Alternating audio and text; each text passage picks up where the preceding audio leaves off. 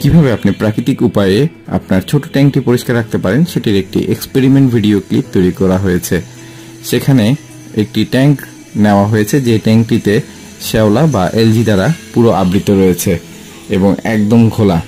তো আমরা প্রথম দিন সেই ট্যাঙ্কে একটি ক্যাট মাউথ ফিশ অথবা সাকার ফিশ ছেড়েছি। দ্বিতীয় দিন আপনারা দেখতে পাচ্ছেন একটু পরিষ্কার হয়েছে, এলজিগুলো মোটামুটি খেয়ে ফেলেছে।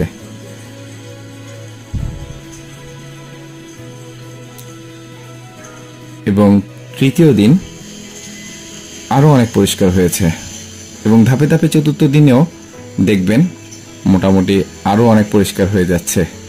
তাই ক্যাটমাউথ ফিশ দিয়ে বা সাকার ফিশ দিয়ে আপনি প্রাকৃতিক উপায়ে আপনার ট্যাঙ্কটি পরিষ্কার রাখতে পারেন। এই ছোট্ট ভিডিওটি ভালো লাগলে আমাদের চ্যানেল সাবস্ক্রাইব করে রাখতে পারেন। ধন্যবাদ।